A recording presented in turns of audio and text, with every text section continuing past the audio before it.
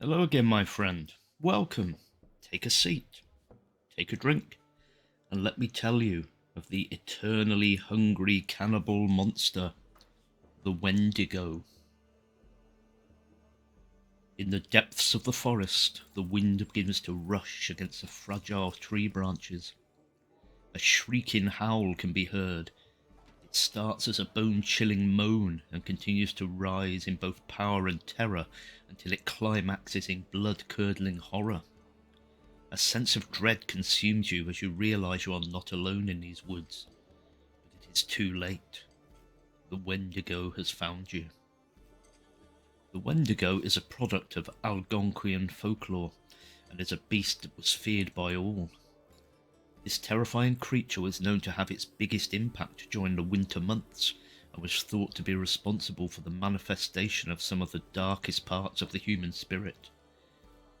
It is winter, famine, gluttony, and cannibalism incarnate. The Wendigo is known for its insatiable greed and hunger for human flesh. It is often depicted as a demonic spirit that has power over winter storms and weather events. Because of this, the creature is often associated with the harsh winters of the north. It is said that an angry Wendigo can cause the sky to darken and extreme weather such as harsh winter winds, tornadoes and blizzards. These conditions give it ideal hunting grounds and plentiful victims, both to satisfy its hunger and need to share its twisted desires. One of the most terrifying aspects of the Wendigo is its inability to be satisfied. A Wendigo is always hungry and can never be filled. It takes pleasure in the hunt for prey and the act of killing, but even after devouring the entirety of a human being, its hunger is not quenched. A Wendigo grows with every meal it eats in proportion to the mass it has devoured, and because of this, a Wendigo can never be satisfied and will always hunger for more victims. The Wendigo is a demon, but some can be created from humans who have been corrupted with greed and the hunger for human flesh. These victims are often transformed into Wendigos themselves, often from the touch or possession of the beast, after they have given in to their carnivorous desires. And with every victim these new Wendigos devour, they grow proportionately in size. It is said that Wendigos have the ability to grow to a size that is unfathomable by the human mind, and that the sight of a Wendigo who has devoured many souls is enough to make the human heart freeze in terror. Although a Wendigo is able to exist in the physical world, it is actually a spirit form. Like many spirits, it has the ability to become invisible, fly, and become undetectable, or possess humans. The Wendigo is extremely selective with those that it chooses to possess. Most often the creature will only possess people who are starving, who are gluttonous, who have had a craving for human flesh before, or who are greedy and have tendencies to display their wealth openly. Anyone who becomes possessed with a Wendigo spirit will become Wendigos themselves, and will continue to exist as a Wendigo until a spirit is exorcised or they are killed. However, as Wendigos have incredible strength and are able to move with extreme strength and power, it is highly unlikely that a Wendigo could be killed.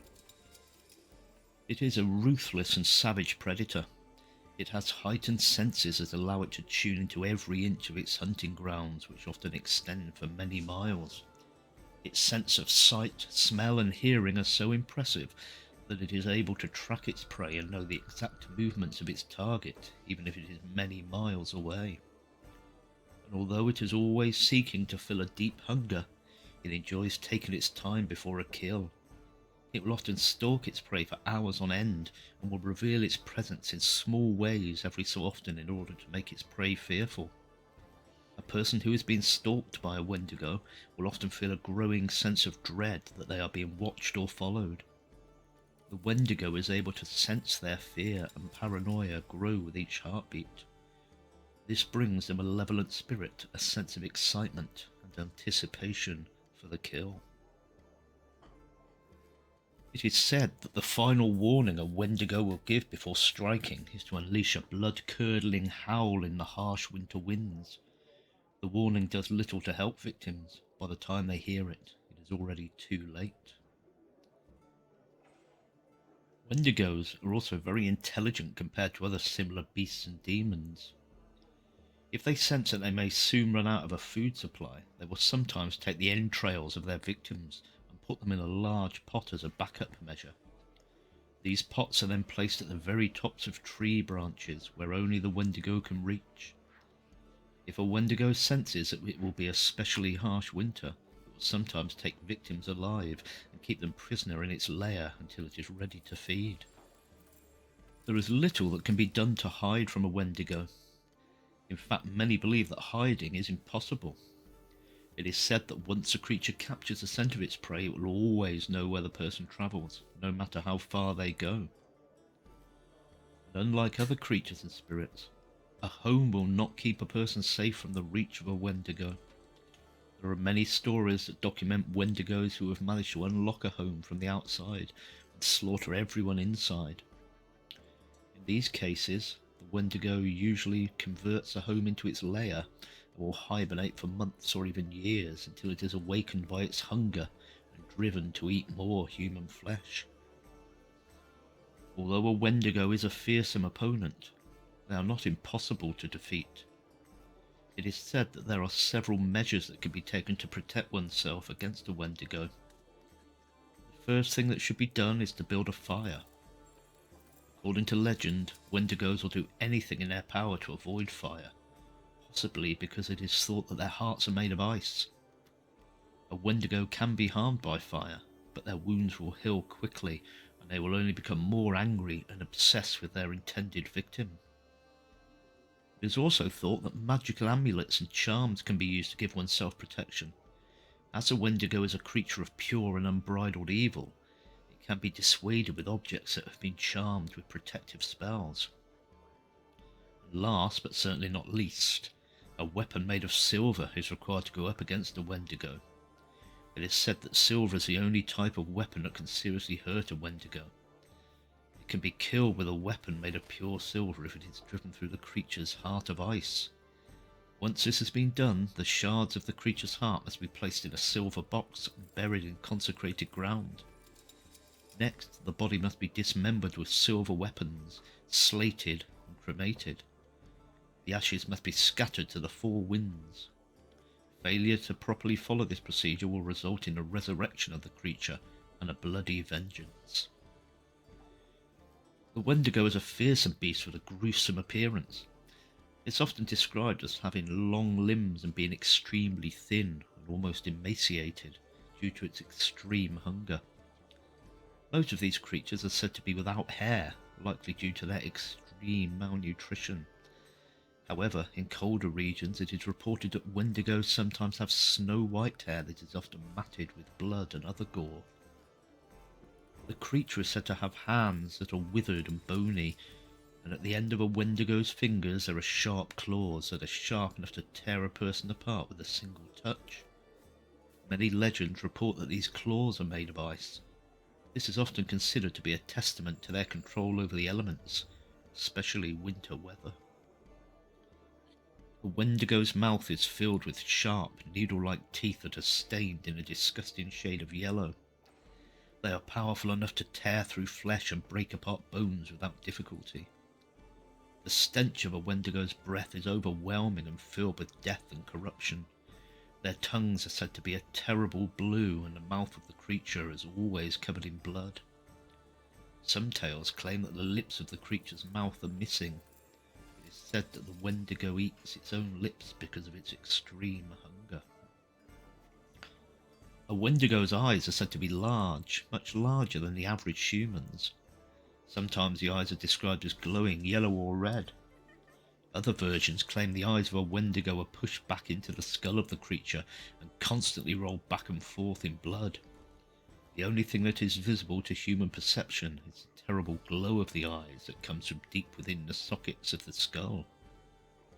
There are many other versions of the Wendigo that claim the beast is a decomposing humanoid with the head of a deer. Many descriptions of this version of the Wendigo claim that the entrails of the creature are sometimes visible because of the extreme decomposition of the body. Wendigo psychosis is a term given to people who experience some sort of psychological breakdown that causes them to crave human flesh, even though they have access to other food supplies. After first tasting human flesh, victims of Wendigo psychosis are unable to eat any food other than human flesh.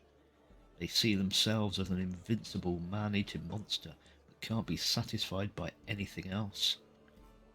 This illness was thought to occur when a person had been exposed to the malevolent spirit of the Wendigo and was feared more than death itself. In fact, it was considered to be better to kill oneself than to succumb to the cannibalistic desires and risk becoming a Wendigo. Those who chose to seek treatment were often fed large quantities of hot fat and grease in the hopes that these proteins would satisfy the victim's cravings. If the cravings couldn't be satisfied, the perceived Wendigos were executed. During a particularly harsh winter in 1878, a trapper in Canada named Swift Runner was facing starvation with his family. It is unclear if his eldest son died of natural causes or was sacrificed to feed the family, but we do know that the family resorted to eating the body of the son to evade starvation. After eating his eldest son, Swift Runner became consumed with greed for human flesh and killed his wife and remaining 5 children in order to cannibalize them. When the winter was over and he was discovered for his crimes, he was put on trial for killing and eating his family.